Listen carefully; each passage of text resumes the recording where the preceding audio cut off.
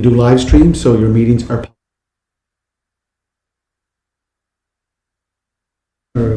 plug into it. Just go to YouTube and go to City of Charlottetown, and they're all archived, so if anyone wants to review them, tomorrow, next day, they're on the YouTube platform. I just want to introduce that Councillor Duffy's here, Mike Duffy. He's the chair of the chair of the Standing Committee for Planning and Development. And in the corner by Bob Gray is Councillor Kevin Ramsey. He's the chairman or the chair of Strategic Priorities and Intergovernmental Cooperation. To my right is Alex Forbes. Alex is the manager of Planning and Development. And in the other corner is our communication or community engagement officer, Doug Dumais. So Doug is down there. Doug is going to take the minutes today, but I think we're going to find a process of going forward. So I'll start up by calling to order, and I think we might just start with names first. We are missing two. Craig Cameron is from the first committee of the first 2 years. Jamie is back, Jamie Mcdonald, so is Ashley Gillis and Paul Krant. Bill Campbell from the King Square Affordable Housing Corporation couldn't make it because his brother passed away today, so he will be at the next meeting, and hopefully that will be sooner than later. So I'm just going to go quickly around. My name is Philip Brown, City of Charlottetown. To my left is Robin Graham. Paul Krant. Mike Duffy. Doug Dumais. I'm Kevin Ramsey, City of Charlottetown. Hi, I'm Bob Gray. Ashley Gillis. Jamie Mcdonald. And Alex Forbes. And in the corner, in this other corner, to get all the corners covered, is Mr. Kelly, our CAO, Chief Administrative Officer. And I'm glad he's here because we do have some issues about how we want to go forward with this committee. Correct there, Mr. Kelly? So I have to also ask item number 2, declarations of conflict of interest. If you do have any, please make them known at this point in time. You may say what that could be. In this situation, it could be an owner of an apartment building or something to that nature. So if there are no declarations of conflict of interest, there's the approval of the agenda. So there's the agenda, committee member on introductions, appointment of committee chair, appointment of committee secretary, short-term rentals, open house, public meeting, new business, motion to adjourn. Do you want to add or delete anything from that agenda, or does that look good to you? So I need a motion to approve the agenda. Moved by Councillor Duffy, seconded by Councillor Ramsey. All those in favor? Great. So we all went through the committee member introductions, and now we go to the point of appointing a chair. And this is up to the committee members to appoint a chair. Can I ask a question? Yes? Great. I appreciate that. Who's ex officio and who's officially on? Is everybody like one committee or what? Going forward, I would like to drop into some of the meetings. I will not be there as an ex officio. I know that I do under the MGA, under the Municipal Government Act. I have the power invested through the Municipal Government Act to go to all standing committee and advisory committee meetings as a voting member. But I'm not going to exercise that because I think that's the responsibility of each of the advisory committees. I try to get to as many standing committees as possible, but this will be something that will be governed by the membership that's here today. So the staff person you have will be Doug in the corner. We're going to be all the time, and also Alex as well. So they're your two key staff persons. We will not be here all the time. We're just here to help get things kicked off. That's it. It's left up for you folks to come and bring the issues forward. At some point in time, we need to define or redefine in terms of reference. That you should also have structure to make sure we're all going in the right thing, into the right direction. But right now, it's in the realm of this discussion to help you move along your way, and then a lot of people will vacate. Some may come in from time to time just to observe, or if there's an issue up for discussion, they may want to come in and add their value or their commentary to that discussion. And council members are like full members? No, Okay, they're, they're just here today Got it. because both of these committees, standing committees, are responsible for the oversight of the advisory committee connected or related to affordable and accessible housing. But we've changed the terms of references, and now it falls under the Standing Committee for Planning and Development. Not that, Your Worship, but that is the intent. But again, there are no qualifications on this committee. The mayor is ex officio, as he said, under the MGA, but he will be here from time to time, not very often. It's basically in the realm of you folks as to how and what issues are that you want to move forward. Good? Okay. No, so Bob, as I said, we have to start the meeting off with selecting or electing a chair of this committee. So we'll jump into nominations, Your Worship. Yeah. Paul, who did chair at the last? Amy did. Amy Power.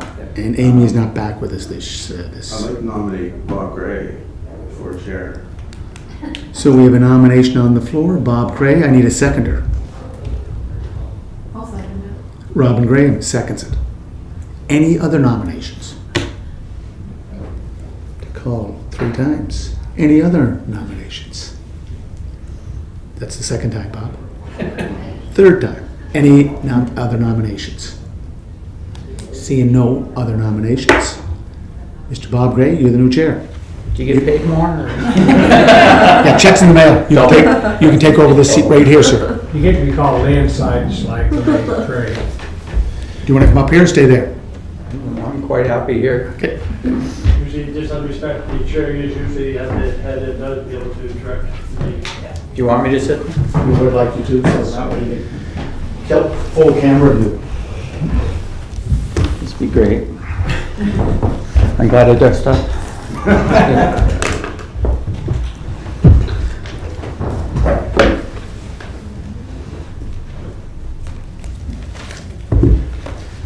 I have to turn my map around to see the people. Thank you. The mayor has kindly checked off the first 5 items. Okay, and we don't have to appoint a committee minute taker, secretary, do Doug's here now, again, he is your, a resource, but if you folks wish to have a person from the group to record those minutes, obviously that's up to you, and we will respect that. we? Okay, what's our pleasure? Do we, are we all in favor of somebody else doing the work? Yeah, okay, good. Congratulations. Okay, we'll take that as consensus for sure. We'll get back to you just to reaffirm, but the intent was for the group to be able to sustain. We'll be there to give you the resources, staffing, but we also like to call one of the, instead of you to be that individual, maybe you want to appoint one people that aren't here, just joking, but maybe we'll have that discussion. With the other advisory committees, Bob, they have taken that task upon themselves, and then everything is referred to the administrative assistant responsible for the advisory committee to put them in a template that will be forwarded to council for their monthly meetings. And, Oh, okay. Whatever needs to be done. Okay, would anyone like to be the committee secretary? If you take minutes, you have complete and utter command of what happened.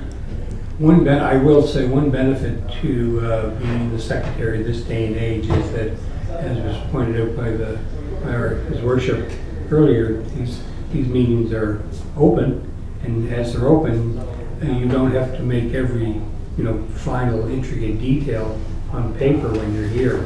You can always just go into YouTube and view and hear what was said at the meeting. So pressure's not on. And the other part of that, we are not looking for detailed minutes, we're just asking for high levels, discuss such and such issues, such and such, but not to say so-and-so said, and we do not want that detail in it. It's just It isn't as scary as you think it is. As a secretary, I guess. Ashley? So, Never take minutes of our life. shall we just nominate people that we don't like, or? I've taken minutes like a bunch of times in different Okay. meetings. Ashley, you were gonna say? No, I just said I've never taken them before in my life. Over here, But I can try if someone. I believe she said she's interested as well. Robin, you're interested in doing this?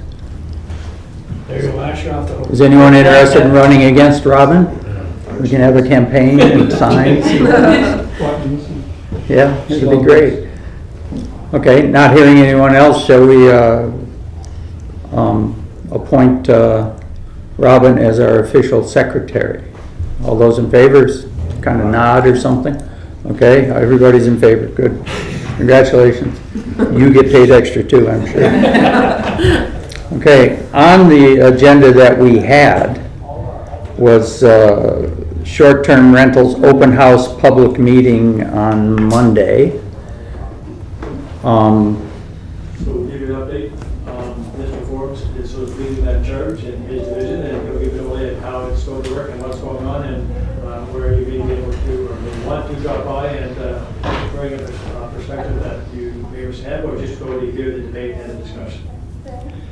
So, just firstly, if you want to go to that meeting, you have to go on our website, make sure that you get your ticket, because there's, it's a ticketed seat because of COVID. There's different sections that people have to be into for all of dealing with that. So, I think we're up to 225 this morning, so it will likely sell out, if you can have a sellout public meeting. It's in the Federation Center? Yes, Yeah. right. Plus, And there's 300 maximum seats. right, but it's also on WebEx as well, and it's being, well, it's on the web as well. It's being streamed WebEx, and so, it has there's a good opportunity for some great dialogue. So, just in regard to where we are now, last March, we were on our way to a public meeting. We had gone through the planning board. We had done a lot of research on this topic. We had a public meeting. Staff were asked to present some various options as to how council could deal with this issue if they so chose. And so we were on the way to council for a public meeting, and of course COVID happened. So everything just stopped. Our contract stopped with the provider, the data provider, because there was nobody moving. We have somebody tracking this information in regard to how much activity is in the city. So, a long story short, then we had the opportunity to re-engage the data provider. So the data provider is back online, indicating how much activity there is in Charlottetown at this time. So we'll go back out for this public meeting on Monday night. We'll just pick it up for where we left off. We'll indicate how the data, how the numbers have dropped because of COVID, because it's pretty hard to be in the short-term rental business under the existing conditions. So we're just going to bring people back to where, as closely as we can to where we left off. There will be some options for presented, which I think you can find them online as well. And then people will input at this public meeting on Monday night, and then council will give staff some direction in regard to is there one of the options that they would like to favor over the other? Do they want a new option? What direction do they want staff to do in regard to coming back to respond to the public meeting that will happen on Monday night? Go ahead. Are you able to share what options that council had before us? Not really. I mean, if you want to call me later, I mean, it's just a lot going on. I've got to get myself back up to speed myself. One of the options are, just in general, other communities have dealt with this, and it gets into the issue of the sharing economy. So lots of communities only like these type of activities to be in somebody's home, that's in a home, under certain conditions. So that's one of those scenarios. Where we want them in the city is are they only allowed in a single family dwellings, or will they be allowed other places? So there are some of those options that open it up a little bit more if council so desires. The downtown is a little bit different. So there are houses in the downtown that are zoned commercial. So that's one of the options as well. So you would have the outlying suburbia, single-family dwellings, that could be used exclusively, or you could have that option maybe in the downtown if you have a single-family dwelling. But there's other zones in the downtown that are commercial, would allow for a bed and breakfast. So if you allowed a bed and breakfast, it's not a stretch, if council agrees, to allow for STRs. So it's just a matter of the various scenarios indicate how wide does council want to open the aperture, if you use the, like for photography, and we're going to, how many of them would be permitted. We know historically the majority of them are downtown. That's where people want to be. When they come to town, they want to be close to the activities. So there's pressure on the downtown. So, but that's one of the options, is to have both, allow them in single-family dwellings, outlying areas, and then there's 2 or 3 little options in there in regard to like a hybrid of all of them. Council can, when they hear from the public on Monday night, then they will then synthesize that information and then say to staff, well, look, can you go back, and then of all those options, we would like you possibly to focus on option 3 type thing, but we'd like you to consider these other things that the public had asked that you review and bring it back to us. So these options did they come out of the McGill study? There's some of the data that came out of McGill as to how other communities were dealing with this issue. McGill also indicated how STRs have a relationship with affordable housing. The problem in Charlottetown at the time we dealt with it initially, STRs and affordable housing can coexist as long as there's enough your vacancy rate is stable in your community, right. So the two can coexist. Our problem was a year ago, as our vacancy rate was really low, and those two were interacting with each other in a manner that, for some people they thought was negative, because it was taking up units that potentially could have been allocated to affordable housing. So, again, it is a complex topic, and and I'm hoping that we're just technicians in regard to looking how other communities have dealt with it. What are the various strategies that can be employed? We have other concerns from a staff point of view in regard to if you're going to be renting to the public, are these places safe, right? I also oversee the National Building Code, so there's some issues there. If they bring in some kind of regulation, what duties would fall to the municipality to make sure that they're properly inspected, and that if you're coming from anywhere, that wherever you're staying is properly, I don't like to use the term regulated, but that's what it is. If you want to make sure that it's safe, we know where it is, and we know that it meets the zoning, and it meets other criteria possibly brought in by council to ensure that that we are in sync or in line with how other municipalities are regulating this use. Okay. I'm going to ask the first question, considering I'm getting the big bucks here, and then the rest of you. That's a really good summary. Thank you, Alex. That's wonderful. Are people familiar with the McGill study?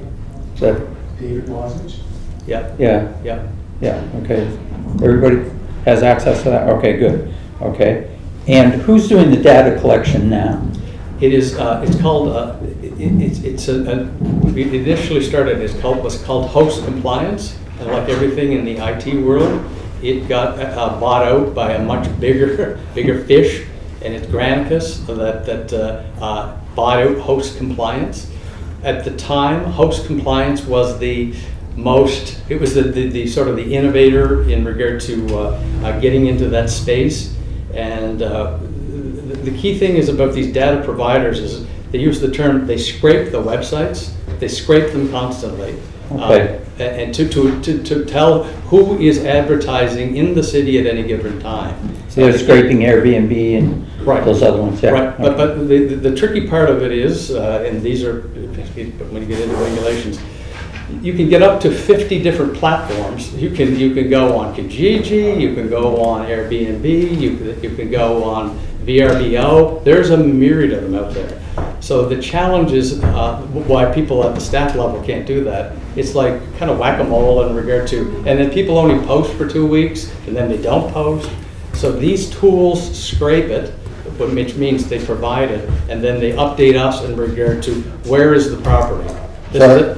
So are you confident in the data you're Yes, getting? yeah. Okay, I think, you know, with this provider, we'll get the best data as possible. The other tricky thing is when people post that they've got a place available, you know, they don't say the address. That's all part of that Airbnb. They don't tell you where it is. So these tools also, they'll look at, you know, they can use Street View and they can validate through technology that they know that it is on Houston Street because Google, they can get some cues on it, and their job is to track them down. And just another tricky thing is that if in the event that if there is a licensing fee or anything that becomes a part of a future bylaw, again, if council so desires, you need to be able to, if you have to take them to court, you need to have all of that data that they were advertising on such and such a date. So this tool is critical to the process.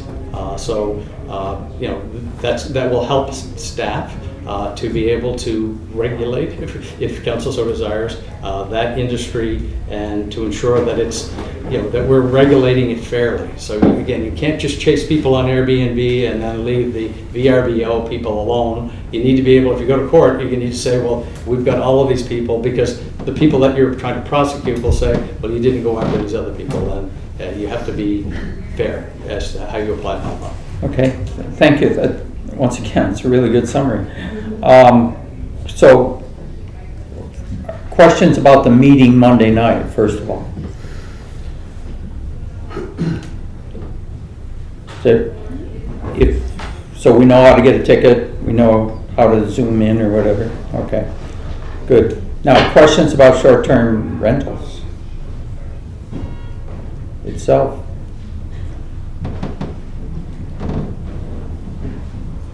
This is going well. At the actual meeting, are we thinking ahead, like when COVID's over?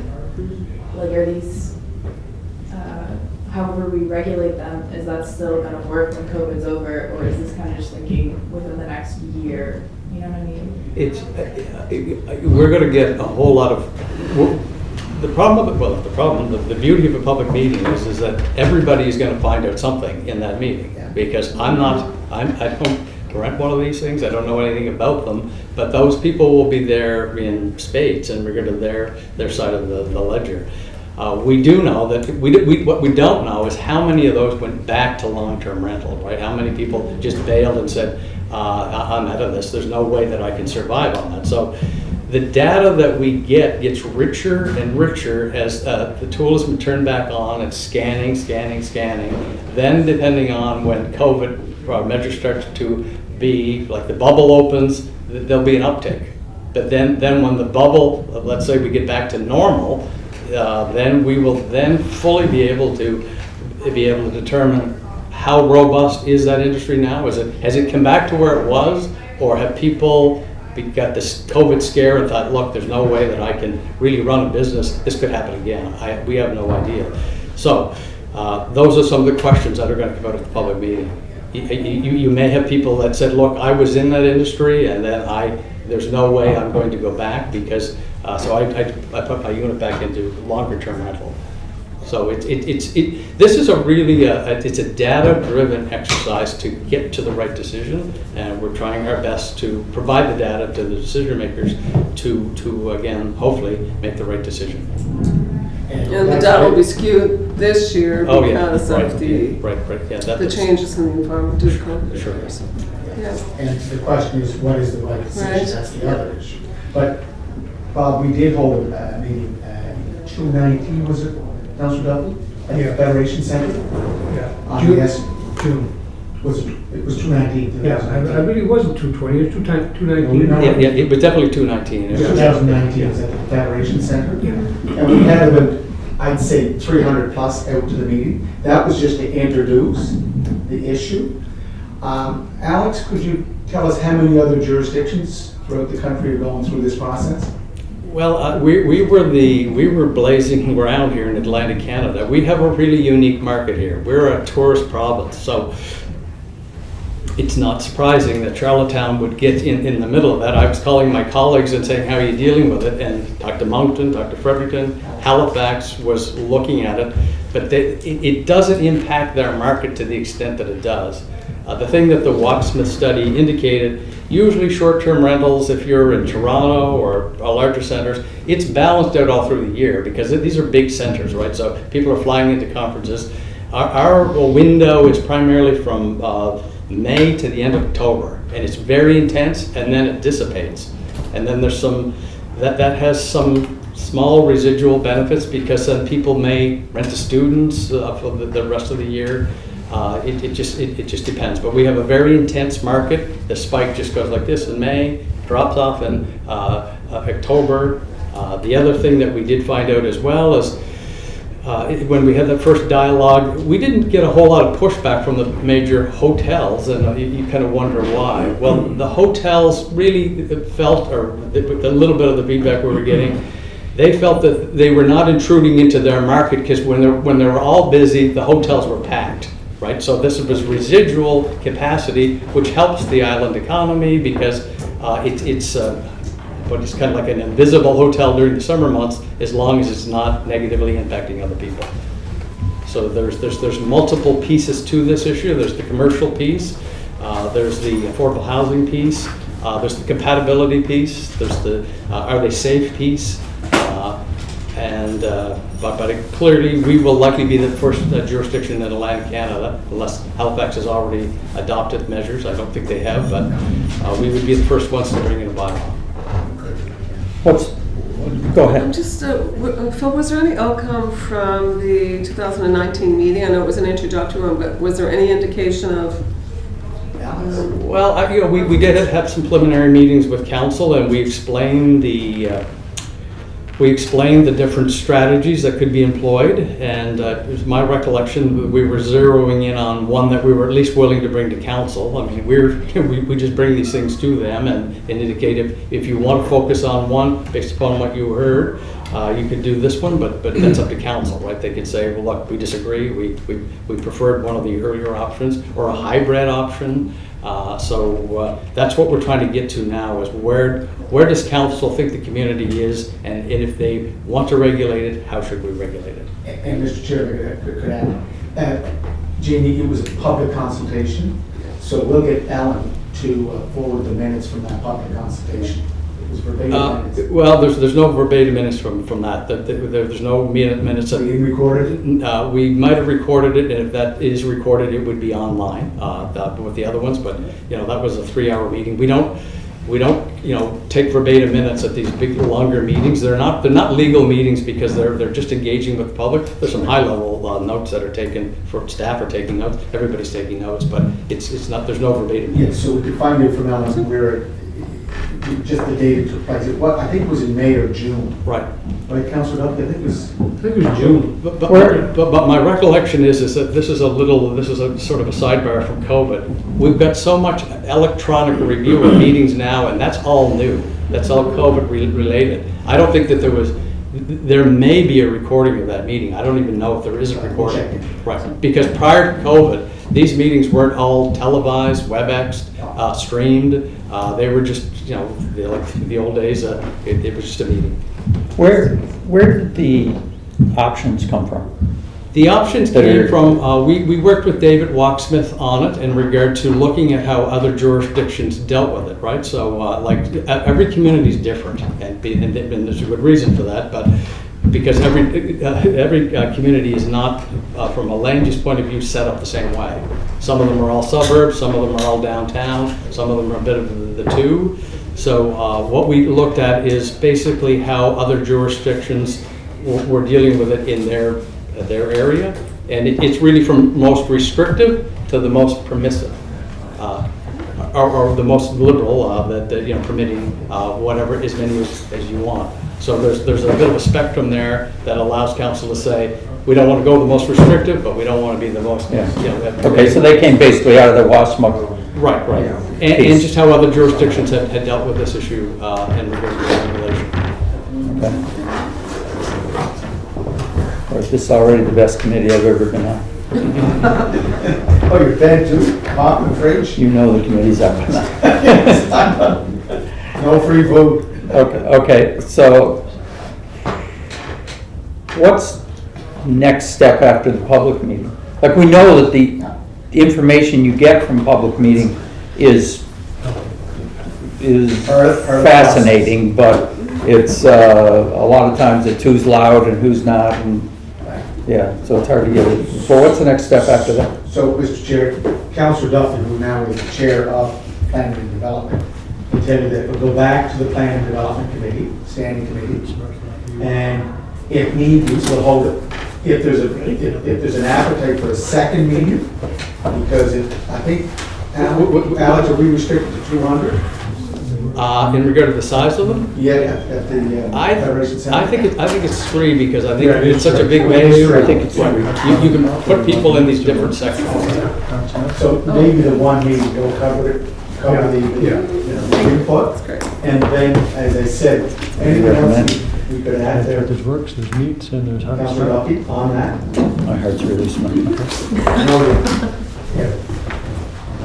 Well, excuse my notes, folks. It's okay, we're in the same boat.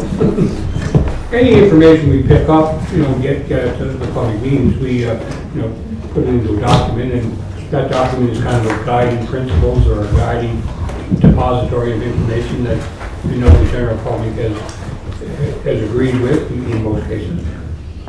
And then we just use it as a resource document as we, go along. And the thing is to put wheels on this animal they call the SDR to provide these services in the most, orderly and efficient way. And that's pretty well it. Anything to add, Alex? No. Speaking of minutes, I was looking for minutes or something from this committee online, and it may be a function of me more than what's online, but I couldn't find They haven't anything. met, Mr. Chair, I'm sorry, but they haven't met in the Bob last will year. be fine. Yeah, what? They didn't meet the last year, Okay, Yeah. okay. so that was one of the reasons. I guess. Paul and Jamie and Ashley were on it, Craig, but. We had minutes, but yeah, not for So last year's. those minutes can come from, that's a good idea, get those minutes passed on. I should have. Okay, so They're online. they're in a safe place somewhere. Yes, there are minutes up to Okay. COVID-19. Okay, good. So they should probably be popped online, or? They are online. They are? There's an Okay. archive of all the minutes. So Okay. can we direct them in the I'll right send direction? I can send a link, yeah. Okay. And we'll get the, Obviously, that's not foolproof, but yeah, not the I couldn't verbatim, find it. anything that we have from that June 2019 public consultation. Okay. That will be available also, because I think that would be valuable to understand what took place at that meeting going forward. Yeah, okay. I'm curious as to, we're in your bailiwick now, Mike, Counselor Duffy, excuse me.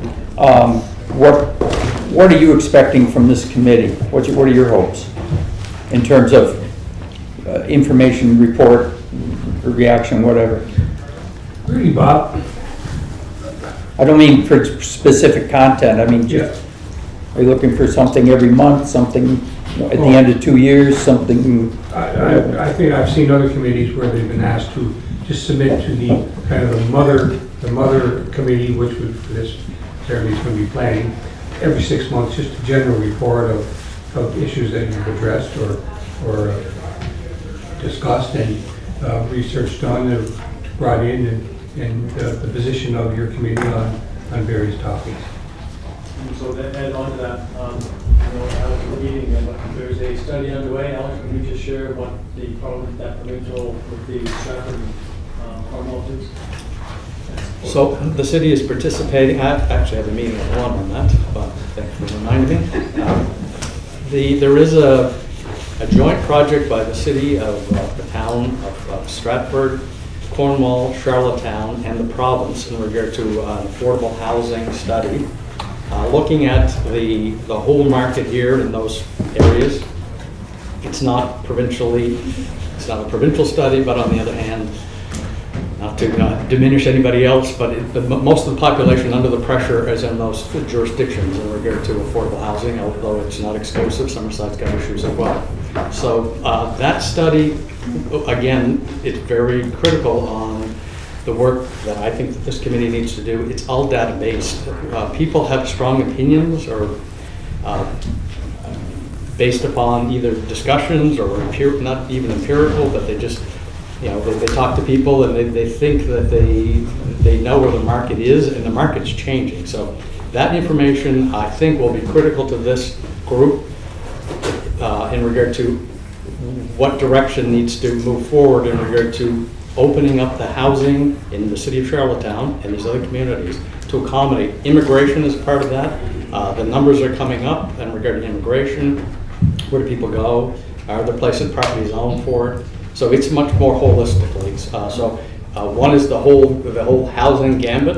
The affordable piece is a subsection of that, and STRs, in my mind, is sort of a subsection of affordable housing in regard to how they can line up together. I think they can coexist together, but depending on the vacancy rate, which all of that information should come out of this new, larger housing study.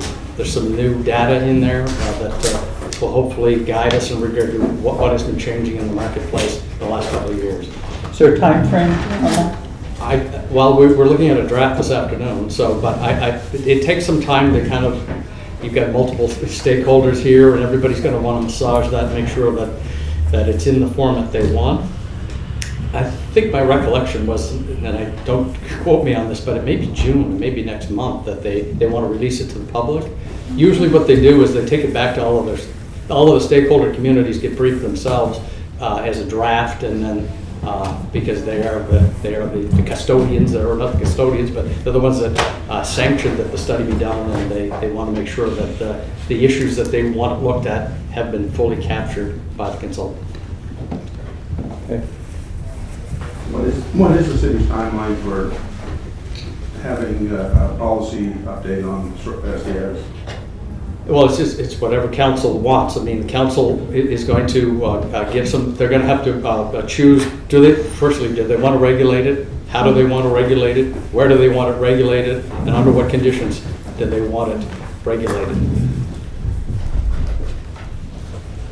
Bob, could I also mention that this is the Affordable and Accessible Housing Advisory Committee. There is a policy, a program that the city has, and we will sending that to the members. That was adopted on September 10th, 2018. And we are proposing some changes to that policy. So I think it'd be a good idea to get some feedback from this group. Okay. Mr. Kelly, is that all right? Yeah. I think it's just, just take a look at the current policy that we have, a program, and in that program, just to give you an example, it does provide tax rebates. We do waive building permits if the developer or NGO is constructing affordable and accessible housing. I think where we're having some issues, right, Mr. Chair, is that two programs. We have the provincial program for affordable and accessible housing, and we have Canadian Mortgage and Housing Corporation program, which is a national program. So they're not just looking at Prince Edward Island, Charlottetown, Summerside, Montague. They're looking at the whole country. But the provincial program is based on the CMHA. What's that? The CMHC program, right? The provincial program is based by the CMHC program. Ashley, you probably know that better than I do. Yeah, like it's funded partially through that too. And their regulations that we look for on our family housing boards and to qualify for any of our rent supplements or anything like that as well. So it's something, Yes. will the city do something similar to that? Yeah, well, we're just, the program, I think what you have to do is, when we send it out, we'll get Doug to send it to all the members, the current policy and the proposed changes, just to take a look at them. And maybe this is a tricky topic, but it's the federal government and the provincial government that have been mandated by legislation to deal with affordable housing issues. Municipalities, and again, I'm not a politician, but I'm just going to throw this out. They tend to provide services to property, right? So they plow snow, they put in streets, they put in street lights, they regulate land. Development bylaws. But they're really providing services to property and getting a property tax from that. Notwithstanding, because it's such a complicated issue, and in order to tackle it, municipalities are trying their best through a lot of different ways to help facilitate it, which we have attempted through some of our policies, tax relief, building permits, waiving of building permits. But the reality is, and look, again, I don't speak on behalf of council, but we're likely not going to be a funding agency or trying to even remotely get into that space of that to other levels of government, because it's an incredibly expensive, you need massive programs to deliver affordable housing. So our role is a little bit more limited, but there's things that we can do to help facilitate what's happening above us at the provincial and federal level. Right. But funding is not direct, it's indirect by tax rebates over 10 whatever period that we work out with the developer or the NGO. Right. Whatever may be the case. And same with the permits, what kind of value do we give to the permits? Right, but historically, the money rolled into the federal government, and they deal with provinces, and they say this is how much allocation you're going to get in any given year. And again, I'm not here to be critical, but for the last 20 years, a lot of those allocations they dried up, but there wasn't a lot of funding, so the provinces didn't have funding, and so the sort of getting to the core issue of where we are in affordable housing today has been somewhat of a, possibly, I mean, it's underfunded, but the reality is that the money usually comes through, CMHC is a big promoter of affordable housing. They kind of slowed their programs, so I'm just trying to give you a high level view, because some people think that the municipality has got all kinds of latitude in this area, and we have some abilities, but the funding is primarily the governments above us because they have deeper pockets, according to Mike. Whoever's been a finance chair of the city would know that our funding is somewhat limited to just serve the most basic needs of the citizens need.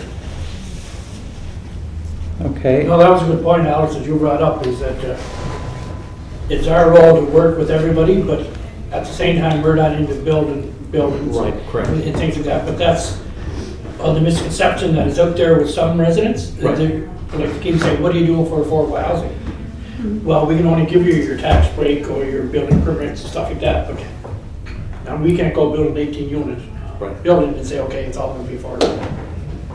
So that's the biggest thing. Okay. That's up to the nonprofit sector though at that point. Correct. Generally, or a private developer. Yeah. They're usually, looking for It's, some sort. Or the other two levels of government, Yeah. provincial and federal. Yeah. It's 1:45, and I'm assuming we're on a 1-hour time frame. I think as long as you want. Anybody else comment? I don't know, this is my parking We're meeting. getting pretty comfortable, we're all in bed now. Want some pop? What do you think, Peter? And I think for your first meeting, it was just meant to be an introduction. Right. You guys to get your feet wet, and I'm sure you want to plan in the future. Yeah. You want staff to do more in-depth presentation to you on any of the programs you can. But this was just a start to help you move along and to think about where you want to take the committee, how you're going to develop in terms of the reference, and what does that look like at the other end. And specific project you want to work on as well. Did the terms of reference from the last committee get approved by the council? Again, we put it back to the committee to help strike that. Unfortunately, it never came back in the way that we thought, so it's a fresh start, you have a fresh canvas, and it's yours to do as you wish. Okay. I think it's definitely an introductory meeting, and I don't think we're going to give maybe 4 or 5 pages of advice at this meeting, although we can give one easy. But I think we have to do some things. The things I think we have to do in my cool chair here is I want to know who we are, okay, before we leave here today. Like, I kind of know what we do, but I don't know who we are. I think we have to establish a bit of a meeting schedule, next steps, and figure out how we get agenda items onto the agenda. So firstly, with who we are, I'm not thinking 20 minutes. Just, like, I understand who the councilors are, I understand Mr. Kelly's role, I understand Alex's role, and I've lost your name already. Duncan, you're the most important, Doug, you're the most important person. I apologize. Anyway, so just going around the people on the committee, I'll start and we'll just do brief. I need to know who you are and and you need to know who I am, what our background is. I'll start. And if you want to construct a secret identity, this is a heck of a time. Okay, anybody's Bruce Wayne. So I'm a longtime teacher and a basketball coach, and I've been involved with sport organizations and also some other things, breakfast programs, things like that. I'm retired and having a horrible time saying no. But anyway, that's who I am. And who wants to go first? You do. I can tell. Mr. Chair. Jamie McDonald. Sorry, Jamie. Sure. You guys here? You guys are fine. We're all ready to go. And we may let the other people who don't have any balls go, and it becomes yours, and you can, again, plan your next timeframes, maybe we can help you achieve whatever you want. That sounds excellent. Good. Thank you very much. Thank you, Mr. Chair. Thank you. And someone should get a hold of Doug or something for contact, or Alex, so they have one person, I guess. Yeah. I mean, to send the information to you, and then you can probably send it to everybody. Doug is the man for the contact. Doug's the man. Excellent. I knew he was the most important. That's why you get the big bucks, Doug. Okay, Jamie, who are you? Yeah, sure. So who am I? Sorry, it looks like that because of the meeting that I do have a one. Why don't you go, Alex? Exactly. But I looked at myself as the last person that was leaving the room, so, but again, it's a very quick meeting. Yeah, last one out, we'll turn out the light. That's right. Or Doug will. So who am I? So Jamie McDonald. I'm a lifelong resident. Well, actually not a lifelong resident. I was born and raised in Charlottetown and lived away for a long time. Back living in Charlottetown again. So that's my interest in my personal interest in this committee. And then my day role, I'm the Chief Administration Officer for Health PEI, and in that role I cover Cornwall Hospital, both hospitals in the East, all of long-term care. And I'm on loan right now to the Department of Health and Wellness, doing a number of projects. Some are COVID related and some are innovative in nature. And just with my day job, we experience lots and lots of people, patients in the hospitals and long-term care that really have nowhere else to go. So we're housing them, at $1,500 a day, sometimes in a hospital bed, and that prevents very sick people from being able to utilize those hospital beds as well. So for me, it's around the right place for the person, and some of that is affordable housing. Right. Yeah. And you've been on this committee before? I was on this committee before, and then it kind of disbanded with COVID, and then I thought, I wonder what happened to that committee until just recently when we got a new. So you're on the new improved committee? Correct. We're going to be a great committee? Correct. Okay, good. Thank you. Ashley? That's actually a great lead-in. I am the Parental Housing Navigator with Department of Social Development and Housing. So I work with individuals with complex housing needs.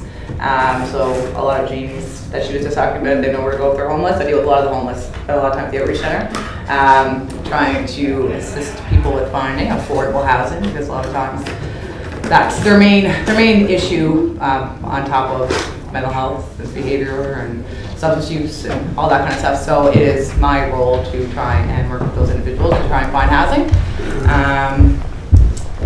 I grew up in Charlottetown myself as well. Okay. Oh, and I mentioned I'm a tenant. We live in the Dominion building, hard times. But anyway, and are you a tenant or you own your property? Right. Yeah. I moved to Stratford actually just recently, but I owned a few buildings in Charlottetown actually, yeah. I hope you bought our old house. Yeah, okay, great. Robin? You guys are clueless under me, but I do some activism stuff. Philip's probably annoyed by me a lot. He tends to like me, so I did that fundraiser against the Short-Term Rental Association. I help tenants out sometimes, just volunteer volunteer basis. We have this thing called tenant unity. If they need to go to like IRAC or anything and they are feeling very alone, we'll band together. You should connect. Yeah. I see you. And yeah, stuff like that. We meet like once a week. I'm a future carpenter, hopefully, probably. I'm about to go like into a summer job just at Signcraft, but I've been in a construction program for the past 8 weeks. Fabulous. And the pictures on Facebook of you in your carpenter gear is fabulous. Paul? I'm originally from Halifax. I've been here 23 years. I work at Bank of Montreal as a commercial lender, banker or whatever, and been there 12 years. And I have, you know, extensive, I guess, volunteer background, I guess, through Rotary mostly. I was on past president of Charlottetown Rotary Club, and you know, other volunteer activity, like I participated in the trail cleanup last weekend, you know. And wasn't that the coldest thing ever? It was, were you there? Oh, yes, up to my ankles in water, yes. So there was that, but you know, I was on East Shield National Council, East Shield Canada for a few years. I'm treasurer of Rotary Club right now. I don't know, I wear so many hats at the club that I forget which ones that, you know. All I have is a shirt, I'm okay. I got a shirt too. Doug, how long you been working here? I started in late October, so I'm a new person to the island. Good. And are you a tenant? I am. Okay, we'll co-opt you. Okay, for sure. Okay, I'm thinking that we need a meeting schedule. I'm thinking monthly, but I'm willing to be talked out of it. I think we did That's what it was before. The Monthly? thing I want to stress about that is monthly is fine, except for the fact when there's a crunch time come up, when we need to produce a report of some sort, that Yeah. there may be additional meetings Right. and maybe meetings outside of business hours that I did find. Meetings outside of business hours are almost better for me. Yeah. Because like I'm on lunch from school right now, but Yeah. like I'll miss a few. Yeah, I'm sure this is just them getting us started. Yeah. I appreciate it. And apparently some of us have jobs to go to. And those of us that are retired are really grateful you're paying into our pension plans. Okay. The challenge with out of office hours though is that you'll have difficulty with getting staff here, so staff support. might- Oh, and we probably have to do the, Yeah, well, I'm not live. sure exactly if you need to be live streamed, as far as I know, Okay. there aren't. can you check that out? I will. I know that some aren't, you know, there's just minutes that are published. So it's really, I think, something that needs to be determined. But in terms of the meeting times, I think it has to occur during business hours of City Hall. Yeah, Because, you know, the okay. space is open, I'll need to be here. Otherwise, we pay you triple time or something. Yeah. Okay. Whoever, Good. I'm actually, Open until 4.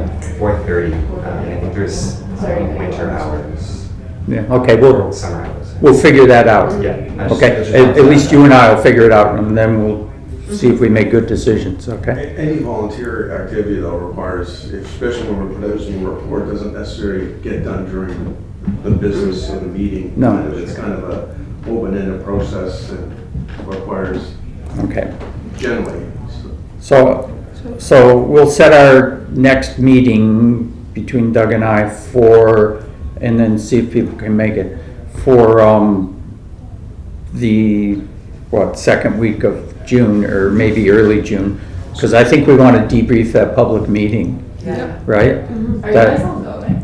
Yeah, I'm going, I got my ticket long Calling ago. in or dialing in, yeah. Okay. Yeah, Yeah. yeah, that's gonna be better than TV, I think. Yeah. I am terrified. I know the SDR operators hate me. And I'm just gonna be like, So are you gonna speak? I hope so. Good, good, we'll get all that done. Okay, I think we need a way to get items that we want on the agenda, okay? So forward them to me and I forward them to Doug, or, yeah, I think I'd like to see them, yeah. The Power thing Matt we now. need to determine too, I think, is why the city didn't accept the last terms of reference, Yeah. right? Yeah, and we haven't seen it, I haven't seen it. Well, I can give you the terms of reference. Okay. in a sense, but, I mean, they had it for quite a while. So there's something wrong in it that they don't like, that, I, I'm not sure what that is Okay. exactly, but, so we'll get a copy of those, I hope. yeah. I have. You have them, Doug, or? I'm sure there's somewhere, but if you have Okay. a recent draft, I don't know Okay. what happened. Yeah. I Okay, think and, the last committee meeting, or the last one, which would have been more than a year ago, as I recall, we also talked about having a bit of a work plan, just with what are the two Yeah. priorities or three priorities or whatever that looks like. I mean, we won't be able to do that for a little bit, but okay, keep us on track. let's get started on that the next meeting. Yeah. Like, we'll have in-depth 5-minute discussions here, okay? So that's the first agenda item, work plan. And I would like us to talk about renovictions. I have that Like, right here. before we take a deep breath on anything else. Can I add something as well? Please. I find it really hard, I found it hard in this, the last time we had this, to wrap my head around what, it's, you can't do what the province does, you can't do what the federal government does, you have to do what the city, like within the city, right? And I was wondering if we can have a discussion on, like the city of Charlottetown, like a lens to view what we can do within those parameters of the city? I think it's a really good idea to have that discussion so we have a clue. Yeah. But then the evil part of me thinks that we can make recommendations about whatever we want. Right. And then they can decide what can be done and what can't. And also, I think we could, if we wish to, we can make our recommendations public Right. too. Okay. Well, you can read it, it's on live stream, and we can, we produce a report, you can read it out. Okay. And it gets. Okay, we'll have to dress better if it's on live stream. But, okay. Yeah. So next step is that we're going to put an agenda together and figure out when we're going to meet, okay? And what our first steps are. Okay, and we're going to go to I would love us all to be connected on, We could like all give each other emails or something. yeah, can you do that, Group Doug? distribution code or something. Yeah, and then we can have secret texting numbers to each other during the meetings, he's nuts and things like that. Okay, so That's good. I think, Sorry, go ahead. go ahead. I was just gonna say, in terms of timeline, it's beneficial to have meetings that are close enough to council that there's action that can take place. Yeah, that's good. Recommendation goes to council, but that it's not delayed or too close to the council meeting so that it's a month behind. Right, it sounds like we're gonna make recommendations to my As far as committee. planning. Yeah, okay, so do you have ideas on when that's a good time? Planning meeting, I can get that info, I just know that the council meetings would be, like, that's when the minutes go into that. It needs to be the Thursday before council meetings, which are the second Monday every month. That's the planning meeting? That's the regular meeting of council. In terms of when the planning meeting I'm not sure. But as far as I know, I don't think that the recommendations,